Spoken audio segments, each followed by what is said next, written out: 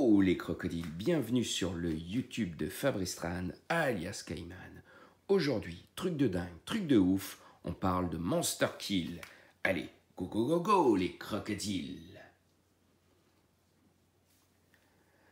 Donc, Monster Kill est un jeu qui s'est retrouvé sur Kickstarter. C'est un jeu qui est pour 1 à 2 joueurs. Il y a une possibilité de jouer en affrontement à 3 joueurs.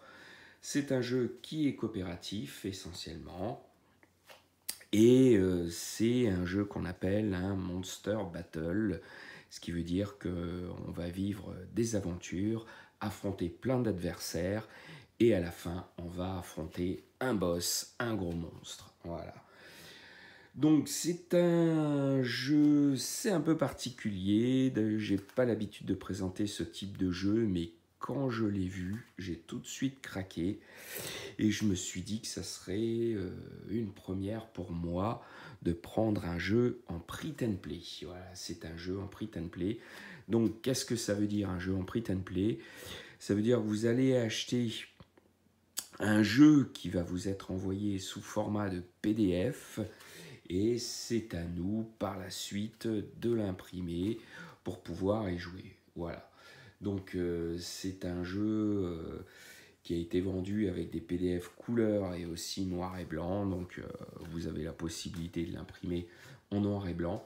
L'avantage de ce jeu, c'est que tout ce qui est couleur est d'ordre cosmétique. Donc, si vous voulez l'imprimer en noir et blanc pour que ça vous coûte rien, ce n'est pas un problème, c'est totalement possible.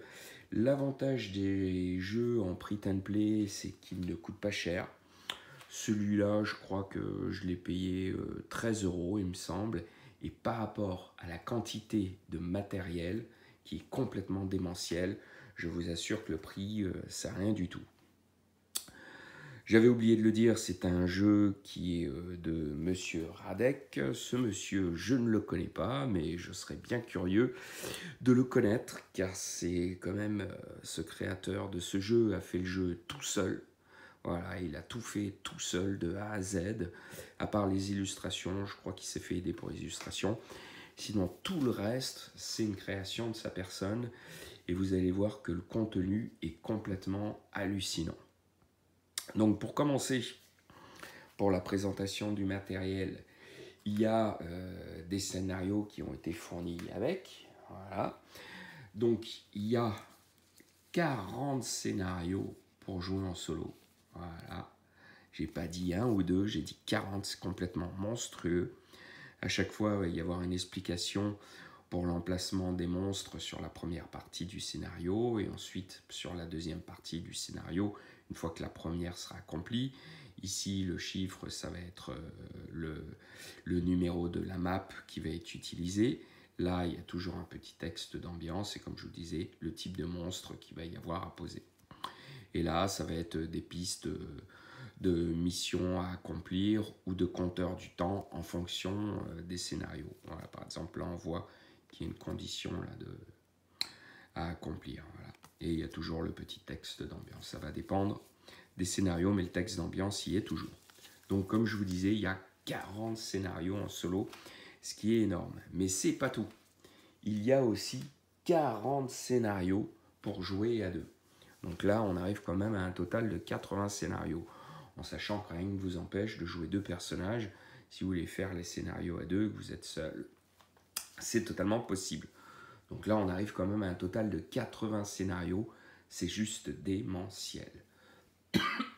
Pardon. Mais c'est pas tout. Et oui, c'est pas tout. Il y a aussi une campagne narrative. Et la campagne narrative, là je l'ai imprimée. Voilà, un petit morceau, par exemple. Donc c'est présenté comme un livre dont vous êtes le héros. Là, moi j'ai imprimé en noir et blanc. Et à chaque fois, donc, il va y avoir du texte d'ambiance, plus des petites conditions d'affrontement ou de réalisation de scénario pour avancer dans l'aventure. Donc voilà, il y a une grosse campagne narrative comme ça. Ça rajoute encore du jeu. Donc comme vous pouvez voir, sur ce jeu, il y a vraiment de quoi faire. Vous allez jouer vraiment très très longtemps. il y a aussi un truc incroyable, c'est que sur chaque scénario, comme je vous l'ai dit, il va y avoir des terrains de jeu qui vont être différents. Et là, les terrains de jeu, les voici. Moi, je les ai imprimés. Il y en a 21. 21 terrains de jeu. Donc, selon les scénarios, on va vous demander le terrain de jeu approprié, quoi, la map. Il peut y avoir des scénarios où il y en a 2 qui sont l'une contre l'autre. Voilà, moi, j'ai tout plastifié en termes de matériel. C'est beaucoup plus pratique de tout plastifier. Voilà, donc là, déjà, vous imaginez, ce monsieur Hardec est tout seul pour faire ça. C'est quand même un travail de titan. Bravo à lui. C'est impressionnant. Et ensuite, évidemment, il y a plein de monstres. Voilà, on va jouer plein de monstres. Donc là, déjà, j'ai fait la mise en place du scénario numéro 1 qui demande le plateau de jeu numéro 1 avec l'emplacement des monstres sur l'emplacement sur le terrain. Là, partout où on va, les petits crânes comme ça, c'est l'emplacement des monstres. Et il va y avoir aussi des effets de jeu un peu partout sur le terrain. Plus voilà, tous les éléments de décor qui vont être entourés de rouge. C'est des éléments de décor qu'on ne va pas pouvoir traverser.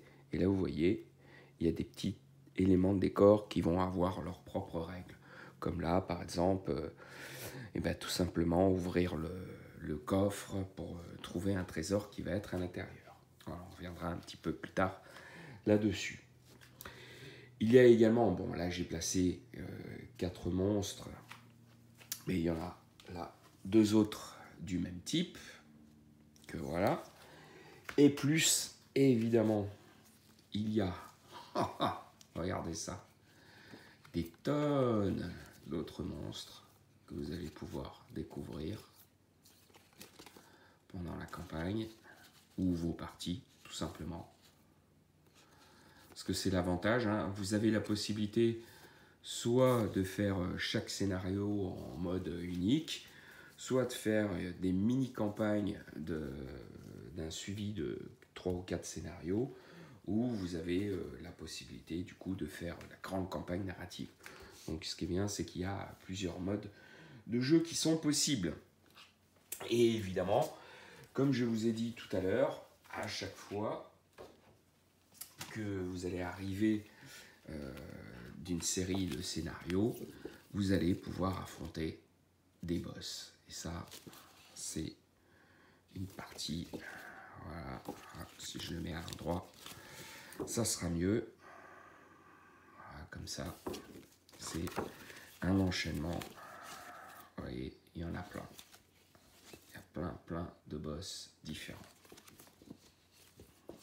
Voilà, je vous les montre pas tous, mais il y a vraiment de quoi faire en termes de boss. On va revenir un peu plus tard sur les règles des boss. On va venir là-dessus en détail. Un peu plus tard. Donc, comment se joue ce magnifique jeu, moi, je trouve que pour un jeu print and play, on est vraiment sur de la haute qualité. Franchement, il manque plus que des figurines et ça sera parfait. Non, de vous empêche de remplacer les standees par des figurines. Donc évidemment, tous les personnages que je vous ai montrés, que ce soit les méchants, les héros ou autres, vont avoir leur propre standees. Ah oui, pour les héros, la même chose, j'ai oublié de vous montrer. Il y a plusieurs héros. Alors, je vous retrouve ça. Voilà, je vous montre un exemple. Voilà. Il y en a un autre encore, j'ai mis tout sous pochette. Voilà. Et il y en a, là c'est juste un petit exemple que je vous montre comme ça. Mais il y en a plein, il y a de quoi faire, et puis chaque héros est totalement différent. Donc c'est vrai que vu comme ça, là, quand vous voyez tout le plateau de jeu, c'est un peu effrayant. Vous dites qu'il y a vraiment beaucoup de choses, mais au final, vous allez voir, c'est assez simple, c'est pas très compliqué, mais c'est quand même très technique à jouer. Il ne faut pas se louper, et les combinaisons de jeux sont quand même énormes. Il y a vraiment de quoi faire. La première chose qu'on va faire, on va avoir un deck d'activation. Voilà. que voilà comment ça se présente. Tout simplement, sur ce deck d'activation, on va tirer une carte. Voilà. Alors, je vais vous montrer comment se présente la carte. Il y a un chiffre un chiffre ici, ici, ici, qui va correspondre au choix de l'activation qu'on veut faire. Donc à chaque fois, sur chaque carte, il y a 3 choix. Donc si vous avez le chiffre qui correspond, et ici, point d'interrogation, n'importe quel chiffre. Alors à quoi ça correspond? On va voir ça tout de suite. D'abord, on révèle la carte. Pour la suite, on va jeter un petit D6 qui va correspondre à l'activation des monstres. Là, c'est des monstres basiques. Sur leur activation, elle est générale. Il n'y a rien de particulier. Il n'y a qu'un seul choix disponible. Voilà, on le voit dans cet encart. Alors que dès qu'on arrive sur des monstres un peu plus évolués, il y a plusieurs choix qui vont être possibles. Là, par exemple, je jette le dé, je fais 6, ce qui veut dire que son activation, ça va être le 6 qui va être activé. Voilà, tout simplement. Donc, première chose, on jette le dé. Là, donc, il n'y a pas besoin, parce qu'ils sont une seule activation unique. Par la suite, nous, on va jeter 4 dés. Voilà. Et on va choisir ce qu'on va activer. Donc, tout simplement, je pourrais prendre le 1 pour activer l'encadré 1. Là, j'ai pas de 6, je ne peux pas activer le 6. Et après, je peux prendre n'importe quel chiffre pour activer la partie du bas. Alors, on va dire, hop, je vais prendre le 1 pour activer le 1. Alors, le 1, qu'est-ce qu'il me dit?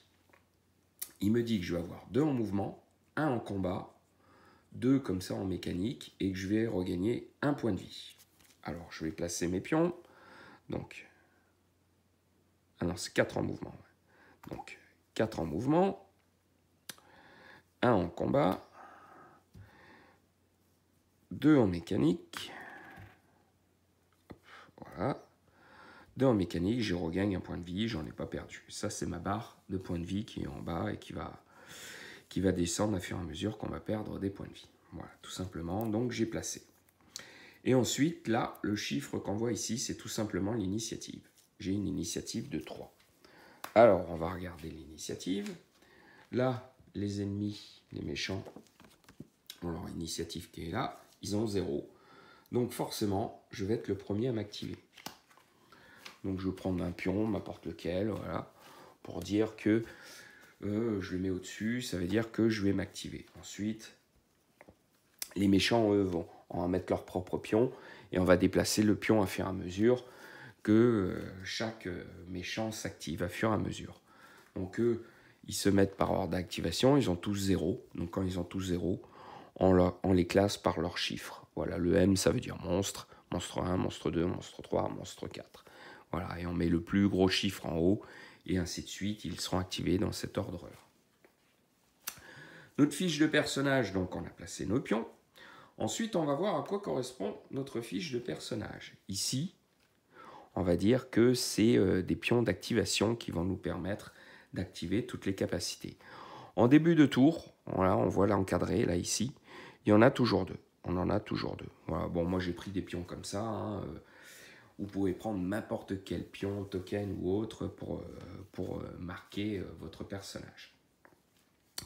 Ensuite, par la suite, là, vous allez avoir, donc vous avez là ici les caractéristiques, comme on a vu, le mouvement, le combat, la défense, la mécanique. Et ici, on peut dire c'est un peu l'essence, je crois, ou l'énergie, enfin un truc comme ça, quoi. J'ai plus les termes en tête, j'oublie à chaque fois. Donc ça va être notre grille qui va nous permettre d'utiliser nos capacités, ou nos combats, ou de bouger, ou autre. Ici, on va avoir une grille qui va permettre de booster ces capacités qui sont ici. Tout simplement, il y a des points d'interrogation.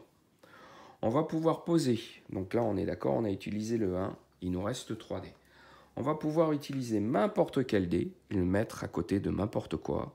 Par exemple, allez, on va dire que je mets le 2. Tiens, on va dire que je mets le 2 ici. Et hop, j'aurai automatiquement un +1 en mouvement. Voilà.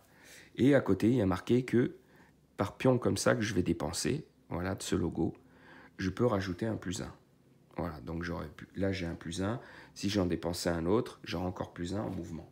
Là, je suis déjà full mouvement, donc il n'y a pas trop d'intérêt. Sauf que quand ça dépasse au niveau du chiffre, le reliquat est reporté sur la ligne du dessous. Donc par exemple, si j'avais dépensé 1 comme ça, donc ça fait 2 de mouvement. Donc là, vu que j'ai mis 1, je suis déjà à fond. Donc du coup, ça mettrait +1 sur mon épée. Voilà, tout simplement. C'est ce qui est possible. Donc là, ici, on va avoir la possibilité de mettre n'importe quel dé donc, pour augmenter cette grille. On est d'accord. Ici, on va avoir une autre grille de 1, 2, 3, 4, de 4 boosts. Ça va être des boosts de capacité. Là, on a des capacités. 1, 2, 3, 4, 5, 6.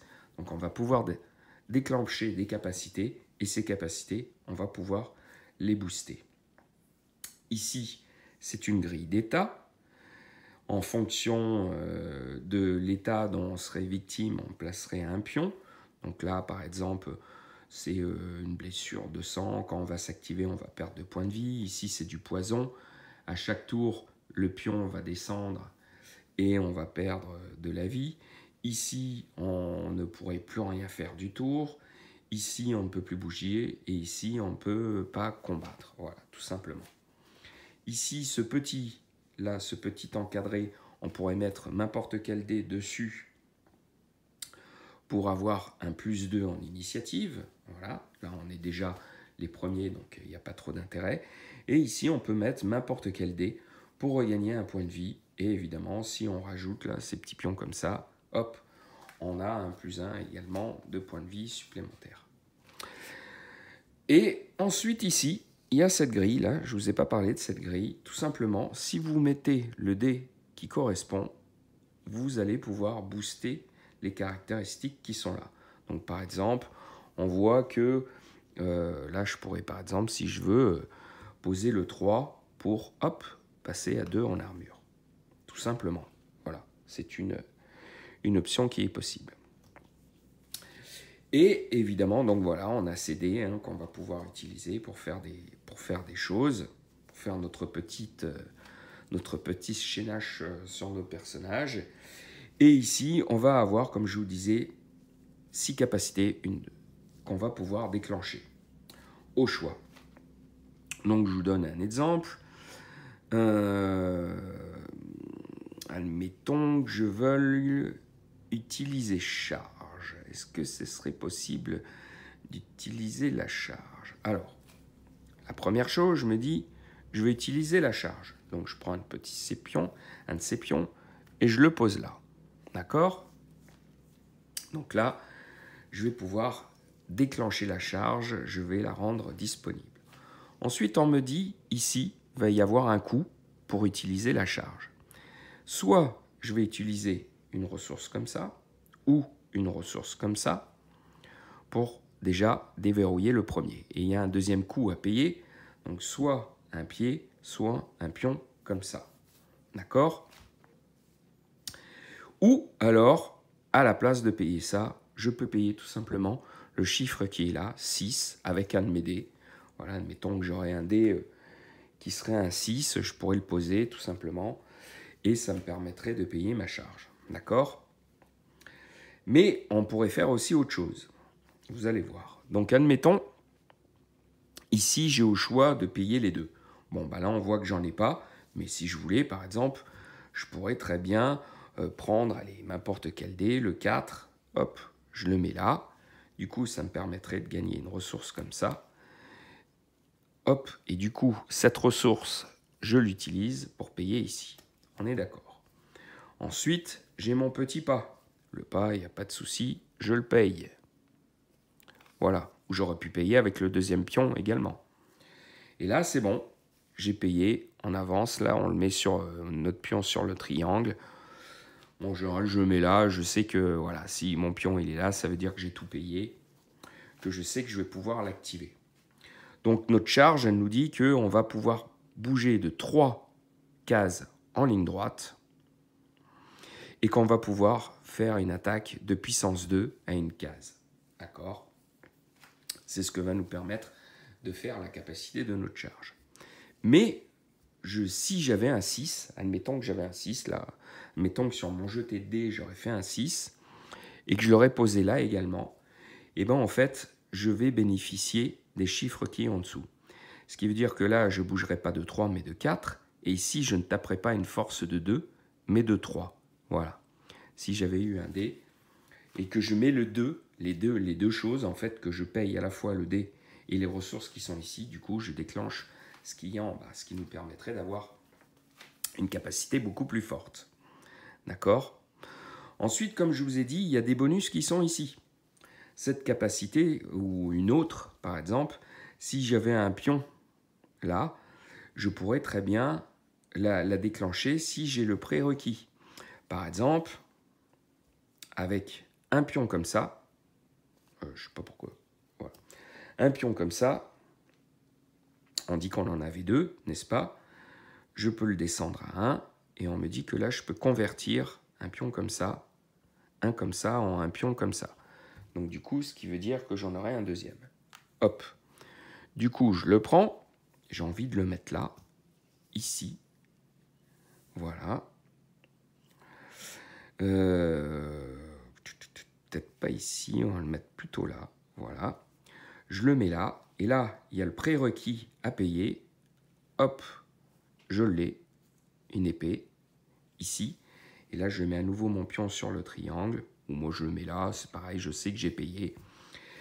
Et ça dit tout simplement que mon adversaire aura -2 en armure. Voilà, si je l'utilise, si j'utilise cette capacité. Là, on voit qu'il me reste un pion. Je pourrais encore déclencher autre chose. Est-ce que je peux déclencher autre chose? Eh bien, tout simplement, regardez, je vais prendre mon pion là, et je vais le mettre ici. Là, on me dit que le prérequis pour payer, ça va être un pas. Allez hop, je le paye. Et là, on me dit qu'il faut payer une épée. J'ai plus d'épée, mais il me reste un dé. Avec ce dé, eh ben, je vais le mettre là, tout simplement, pour avoir un en épée. Et du coup, grâce à moi en épée, je vais pouvoir payer et je vais pouvoir me mettre là. Et là, on me dit que je vais pouvoir faire un front kick, ce qui veut dire que je vais pouvoir taper de 2 à portée 1 et que après, je vais pousser l'adversaire de 3 cases. En gros, j'arrive, je lui mets un gros chassé et je le pousse, quoi. Tout simplement. Ok, tout simplement, là, j'ai coordonné tout mon plateau de jeu. Une fois que j'ai fait ça, que j'ai tout coordonné, on regarde l'initiative et en fonction de qui a une initiative, ça sera soit moi ou l'adversaire qui va jouer. Voilà. Donc là, pour le coup, c'est moi qui joue en premier.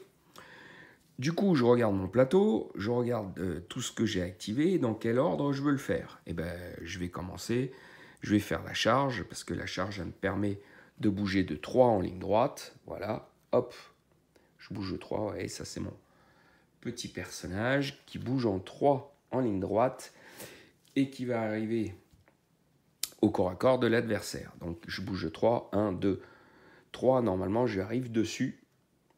Malheureusement, il ne peut pas se pousser plus. S'il pouvait se pousser plus, je le pousserais en fait sur ma charge. Mais là, il ne peut pas. Et il touche en fait un élément de décor derrière. Ce qui veut dire qu'il va prendre des dommages de l'élément de décor qui est derrière lui, en plus des dommages que je vais lui faire. Donc là, tout simplement, sur ma charge, je lui ai fait 2 de dommages, comme on a vu. Et on va regarder tout simplement, lui, c'est le méchant, le monstre numéro 4. Le monstre numéro 4, il est là-bas. Et on nous dit qu'il a 1 en défense. D'accord? Et on voit que mon front kick, il fait 2 de dommages. Donc on va déduire tout simplement mes dommages à sa défense. Donc 2 moins 1, ça fait plus que 1. S'il reste, donc du coup, des dommages à infliger, c'est là qu'on va faire un petit jet de dés sur cette petite table. Donc là, ici, ça représente les méchants, c'est le côté supérieur, c'est la table des méchants. Et ici, ça représente le héros, c'est la table des dommages des héros. Et tout simplement, on va choisir une grille. Et plus ou moins, en fonction de la grille qu'on va choisir, ça va être plus ou moins difficile en fonction du jet de dés. Voilà. Plus on va avancer, plus il y a des risques de faire des plus gros dommages, mais il y a des risques aussi de se louper. Là, j'ai envie de rester classique, je vais rester sur la première grille. Donc tout simplement, je vais jeter un D6.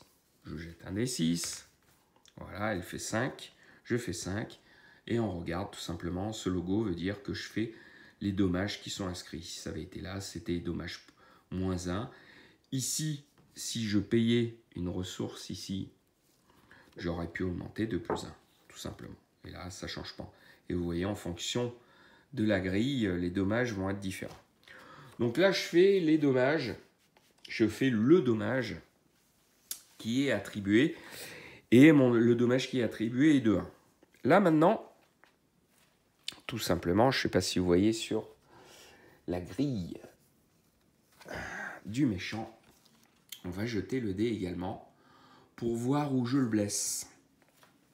Donc, je jette le dé. 1. En regardant 1, ici, il y a marqué qu'il a un armure. Et donc, vu que je fais 1, je lui fais rien. On est d'accord. Et ici, juste à côté, c'est les dommages que je lui ferais s'il était de dos. Là, il est de face. Je vous montre. Sur tous les standees, il y a un côté face et il y a un côté dos. Voilà. Et en fonction, le résultat ne sera pas pareil. Donc là, je lui fais 1, tout simplement. Je fais 0 vu qu'il a une armure. Mais, rappelez-vous, j'ai payé ici, qui dit que je pénètre l'armure de 2. En fait, j'enlève 2 points d'armure. Donc en gros, là, je lui annule l'armure et je vais pouvoir lui faire un point de dommage. Donc il était là, tout simplement, il prend un point de dommage. Ça, c'était la première attaque que je faisais, la charge. Là, j'enlève le pion pour dire que ça y est, je l'ai utilisé.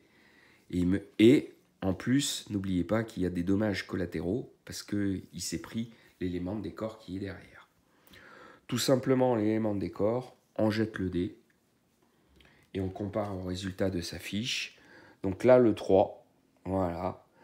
Moi, je considère que le dommage, il est de dos, hein, parce qu'il a frappé de dos. Et donc, de dos, il n'a pas d'armure, donc il prend un supplémentaire. Voilà, tout simplement.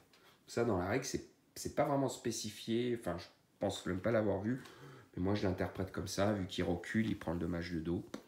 Ça me paraît logique. Voilà. Et il me reste donc une dernière attaque, qu'on a vue ici, le front kick, qui me permet à nouveau de lui mettre un grand coup de pied pour qu'il recule. Donc, il se reprend encore l'élément de décor qui est derrière lui, là, ce gros caillou, ou ce fourré, je ne sais pas trop ce que c'est. Et c'est une attaque qui fait 2 de dommages à portée 1, donc toujours notre ennemi. Donc tout simplement, ça fait 2 de dommages. On a vu qu'il avait 1 d'armure, donc ça fait plus que 1 de dommages. D'accord ? On jette le dé pour voir où est-ce qu'on l'envoie. On le voit sur le 5. Ah, bah le 5, c'est intéressant. Donc il prendrait un supplémentaire. Donc du coup, il est mort. Automatiquement. Parce que là, c'était son dernier point de vie. S'il n'était pas mort, et un truc qui était pas mal, on voit qu'il aurait pris un immobilisé. Donc tout simplement, j'aurais mis un petit pion, là. Hop. Ici. Voilà. Et comme ça, je savais qu'à son activation, il ne pouvait pas bouger. Et voilà. Et après, j'aurais défaussé le pion. Voilà, ça l'aurait immobilisé. C'est pas mal. Il y a plein de petits combos comme ça, d'état et tout, qui vont permettre de faire plein de petits chaînages sur les autres ennemis et tout. Donc là, je lui ai fait ces 2 attaques. Je l'ai tué. Qu'est-ce qui se passe quand je l'ai tué? Ce charmant monsieur me rapporte 1 point d'expérience. Et voilà, on va arriver sur cette petite fiche qui est à côté. Les points d'expérience vont pouvoir être dépensés. Vous voyez, il y a des petites étoiles là. Voilà. Et à chaque fois, quand je veux, n'importe quel moment, je peux cocher les cases et ça va débloquer des capacités. Voilà. Là, par exemple, ça va débloquer 2 attaques différentes. Ici, ça va pouvoir augmenter ma grille de points de vie. Vous voyez, hein, la fiche, elle est juste à côté. Ça augmente ma grille de points de vie. Ici, c'est des boosts qu'on va pouvoir utiliser. Ici, c'est pareil, des boosts de dés qu'on va pouvoir utiliser. Et là, c'est les armures magiques. Les armures magiques, c'est tout simplement une défense passive, ce qui veut dire que quand on va l'activer, là, qu'on va payer la petite ressource qui est comme ça, à chaque fois qu'on va nous attaquer, sur tout le tour, je vais pouvoir déduire 1 de dommage. Voilà, tout simplement. Et comment ça s'appelle? Ici, ça c'est super sympa, c'est les pentacles. Alors les pentacles, vous voyez qu'il y en a un qui est activé, qu'on peut utiliser en début de partie. Tout simplement, à chaque fois qu'on va payer cette ressource-là, je ne sais pas si vous voyez bien, cette ressource à n'importe quel moment du jeu, on va le marquer. Par exemple, hop, admettons mon perso, il est là, hop, je le marque là, d'accord? Si à un autre moment du jeu, je me déplace et que, par exemple, je marquerai comme ça, du coup, je crée le triangle qui correspond. Si tous les ennemis qui sont au milieu de ce triangle, et moi-même, si j'y suis malheureusement, vont bénéficier du malus de -1. Et puis là, si je débloque plus tard ici, en plus, ils ne pourront pas attaquer à leur activation. Donc ça, je trouve ça super sympa. Et puis, en fait, le pentacle que tu marques, il reste marqué, en fait. Donc, c'est très sympa, quoi. Ça rajoute une petite dimension au jeu que j'aime beaucoup. Ensuite, on voit que dans mes activations, tout simplement, là j'ai du mouvement, donc je peux l'utiliser pour bouger d'autant de cases que je veux. Ici, il y a donc des effets de jeu qui peuvent être déclenchés. Par exemple, si j'étais là, hop, je paie une ressource comme ça et je vais piocher dans le coffre. Et c'est là qu'on va voir un peu comment ça se passe quand on pioche dans un coffre. On a une petite grille qui est ici. Voilà. Tout simplement, et on va jeter un dé pour savoir, pour connaître la ligne de ce côté-là, et un autre dé 6 pour connaître la ligne qui est ici. On rejoint, et puis selon ce qu'on a fait, par exemple si j'ai fait 33, hop, ça tombera ici. On va noter dans le triangle un petit point pour noter qu'on possède cet objet. À chaque fois qu'on va devoir l'utiliser, on va devoir payer cette ressource ici. Et là, par exemple, quand c'est un rond blanc, c'est une ressource vierge, on peut utiliser n'importe quoi. Là, c'est une ressource comme ça, là, c'est une épée, voilà, là, c'est une mécanique au choix. Et ça va débloquer le bonus qui est ici. Et là, à chaque fois qu'on va l'utiliser, on va le marquer. Et une fois qu'on arrive à la dernière utilisation, évidemment, on ne possède plus l'objet. Voilà, donc ça, c'est la petite grille d'objets quand on va gagner des objets à fur et à mesure au cours de nos parties. Tout simplement. Donc là, vous avez vu comment ça se passe quand nous, on attaque, comment ça se passe dans nos actions, quand on se déplace, quand on gagne des objets, quand on peut activer des choses sur le terrain. Là, par exemple, ici, c'est une arbalète, ce qui veut dire qu'en utilisant une ressource comme ça, ici, on va pouvoir utiliser l'arbalète.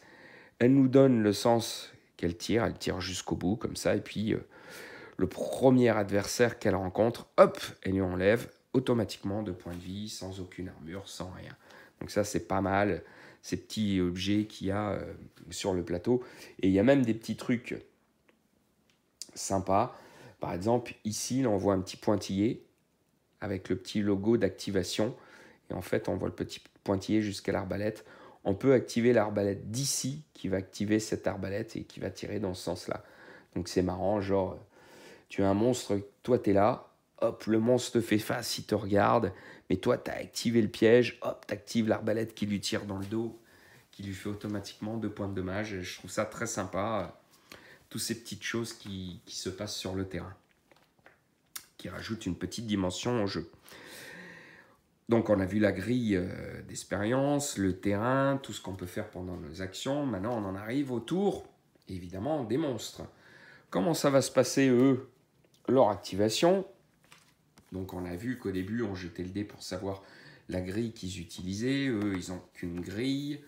Eux, ils ont plusieurs grilles. Et bien tout simplement, on va regarder. Par exemple, lui dit qu'il va bouger de 5 vers l'aventurier le plus proche. C'est toujours le plus proche, hein, ils avancent toute façon, là, quand vous jouez en solo, forcément, il n'y a que vous, il n'y a aucun problème. Mais si vous jouez à plusieurs, voilà. Et si, évidemment, c'est à disposition égale, vous choisissez, quoi. Là, ça va être les dommages qu'il va faire sur son attaque. Donc là, il va faire 5, une attaque de 5 à portée 1. Et là, c'est sa défense qu'il a. Et là, il va avancer sa carte, son bonus. Et quand il arrive à fond, il va débloquer ces capacités-là sur un tour. Voilà. Et là, il a sa grille d'état aussi, pareil, quand on disait qu'il est empoisonné, paralysé ou autre. Et il peut en plus, lui, activer, waouh, il peut activer un petit effet qui mettrait -3 en armure à un ennemi. Enfin, waouh. Lui, il est méchant. Hein. Il est méchant. On voit, hein, c'est un monstre niveau 22, il rigole pas. Et donc, bah, toujours sa grille hein, qu'il encaisse. Là, ça nous donne sur quelle table il va taper sur la feuille où il va jeter le dé. Et ici, ce signe nous dit qu'il va chercher à aller taper dans le dos de l'aventurier, si possible. Et là, c'est un cerveau barré, ça veut dire tout simplement que c'est une créature qui est un peu idiote. Elle va se déplacer en ligne droite. Donc si vous avez mis des pièges, bah, elle va se les prendre. Si c'est une créature qui a pas le cerveau barré, elle va esquiver les pièges. Voilà, elle ne se déplacera pas forcément en ligne droite. À partir de là, tout simplement, donc comme je disais, il tape sur la grille numéro 3, lui, par exemple. Donc il jetterait le dé. Voilà. Il fait un 5. On regarde sur la grille numéro 3, là on voit. Le 5, ce que ça fait, hop, ça nous dit que tout simplement, il ferait plus 2 de dommages. Et si c'était de dos, qu'il attaque l'aventurier de dos, ça serait un +3. Donc on a vu que déjà ce charmant jeune homme, cette gueule d'amour, comme qui dirait, tape déjà à 5, d'accord? Enfin, selon là où on aurait jeté le dé, hein, admettons que sa grille de comportement, hop, on aurait jeté le dé, c'est un 4. Voilà, admettons, il choisirait la grille 4. Donc lui, carrément, il tape à 5 cases, c'est abusé. Donc il taperait déjà de 4 à 5 cases, d'accord? Plus le bonus qu'on a vu de +2. Donc là, il taperait à 7. On regarderait d'abord combien on a en défense. Là, par exemple, bah, il a 0. Il prendrait directement 7 points de dommage. Bah, 1, 2, 3, 4, 5, 6, 7. Là, je serais mort. Là, c'est pas terrible. Mais admettons que, par exemple, j'aurais 3 en armure. Donc, du coup, 7, on enlèverait les 3. Et du coup, je prendrais que 4. 1, 2, 3, 4. Par contre, l'armure qui est là, j'en ai plus. Ce qui veut dire que les autres monstres qui vont m'attaquer, j'aurai plus d'armure pour me défendre. Alors que les monstres, eux, ont toujours leur armure fixe. Sauf si on leur enlève avec des capacités. Et évidemment, je pourrais toujours avoir, si j'ai débloqué les points d'armure magique et que je les ai activés, j'aurai l'armure magique qui reste constante. Et donc voilà, et ainsi de suite, on va continuer à jouer les combats par ordre d'initiative et par activation, à chaque fois faire notre grille dès qu'un tour est fini, qu'on attaque un nouveau tour, on retire une carte, on rejette les dés, on refait notre grille et ainsi de suite. Ça, c'est ce qui va être les combats avec les monstres. Ensuite, il va y arriver un moment, soit par un scénario que vous aurez choisi, soit par une campagne ou autre. Vous allez sûrement affronter à un moment ou à un autre les gros monstres. Voilà. Et voilà à quoi ça correspond, les gros monstres. Donc déjà, les gros monstres, là, il a un petit texte de fleuve, d'ambiance. Ici, il a une capacité spéciale. Voilà. Et là, c'est le nombre de points d'expérience qu'il va faire gagner. Il en fait gagner pas mal, ce charmant jeune homme. Ici, c'est la grille sur laquelle il va taper. Quand il va taper. Là, on nous dit qu'il n'est pas très intelligent et qu'il avance toujours au plus proche, voilà, vers l'aventurier. Et lui, c'est pareil. Quand vous allez lui taper dessus, il a sa grille. tout simplement. Lui, en plus, il a une capacité spéciale. Chaque monstre va avoir des capacités qui leur sont propres. Lui, sa capacité dit que d'abord, vous voyez, là, il a des petits points d'armure, là. Et va d'abord falloir lui enlever ces petits points d'armure avant de pouvoir descendre sa vie. Puis on voit qu'à un moment dans sa vie, en plus, il va taper plus fort. Et ce qui est sympa, c'est que voilà, tous les monstres, ils vont être différents là-dessus. En plus, les monstres, on va voir qu'à un endroit, là, ils ont un point faible. Voilà, je vais vous expliquer à quoi ça correspond. Je vous explique maintenant. C'est que lui, pour son activation, comme on avait vu les autres monstres, on jette le dé. Voilà, et puis on va voir la ligne, comment il s'active. Et si, par exemple, s'il avait fait le 3, on voit que sur sa ligne, il y a le point faible. Et c'est ça le point faible. Et ce qui veut dire que quand on va jouer, si on arrive à taper sur la ligne numéro 6, on va cocher une case du point faible. Et si on coche toutes les cases du point faible, il est mort. Évidemment, il est mort également si on détruit tous ses points de vie. Là, on voit que ce charmant jeune homme, il n'est sensible qu'aux états immobilisés. Voilà, tous les autres états, il les craint pas. Voilà, il s'en fout. Donc, c'est vraiment un costaud. Et donc, comme je vous disais, on va voir la ligne, on va voir comment ça va s'activer. Là, il y a son mouvement, sa défense, comment il tape. Là, on voit qu'il a une capacité de saignement en plus, ce qui veut dire que le héros, quand il va s'activer, il va perdre automatiquement 2 points de vie. Ça marche qu'une fois, hein, heureusement. Et là, en plus, on voit qu'il va avancer de 1 sa capacité spéciale, qui est ici. Ce qui veut dire que quand il va la déclencher, il aura plus 2 en défense sur un tour. Et s'il déclenche celle-là, il aura plus 2 sur une attaque, sur un tour. Et en plus, vous voyez là, il y a des points mécaniques là, comme ça. Et les points mécaniques, on va les cocher, tout simplement. Et quand on arrive à la dernière coche, ça enclenche le pouvoir qui est là.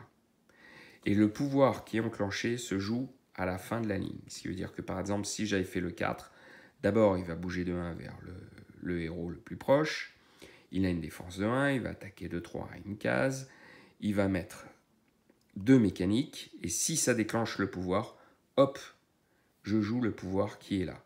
Et évidemment, les coches restent. Hein, donc à notre tour, dès que la dernière coche est faite, hop, j'active le pouvoir. Si plusieurs coches étaient faites sur un tour, je vais activer les plusieurs pouvoirs. Et ainsi de suite, en suivant, je vais activer les pouvoirs, ainsi de suite. Et une fois que j'aurai activé tous les pouvoirs, hop, on va cocher en bas. Et du coup, c'est plus 3, mais 2. Donc ça va être plus facile à activer. Et une fois qu'on a activé le dernier, qui est là une deuxième fois, qu'on ne peut plus activer de pouvoir, la partie est finie, le joueur est mort. Voilà. Ça veut dire qu'on aura vraiment trop tardé sur le combat avec le monstre final. Et voilà comment ça se passe, le combat avec un monstre, un big boss, comme qui dirait. Et c'est super sympa parce que, autant là, quand vous affrontez des tout petits, c'est on rentre dans le tas, on tape. Autant que quand vous allez arriver sur des boss, va falloir réfléchir, va falloir utiliser des capacités.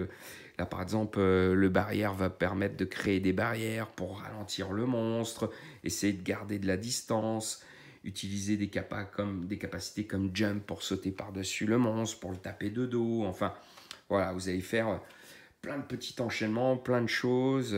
C'est vraiment, vraiment sympa. Donc voilà, moi je voulais vraiment vous présenter ce jeu que j'aime beaucoup, que je trouve qu'il est vraiment bien. Je crois que j'ai payé ça 13 €. Je crois qu'on peut se le fournir encore. Donc pour un jeu de cette ampleur, avec autant de richesse, je trouve que c'est pas grand chose. Donc voilà, c'était Monster Kill. J'espère que la vidéo vous a plu. N'hésitez pas à liker, à partager, à vous abonner si ce n'est pas encore fait. Et n'oubliez pas le petit 1 million d'euros sur mon Tipeee si vous ne l'avez pas encore fait. Allez, bye bye bye bye les crocodiles.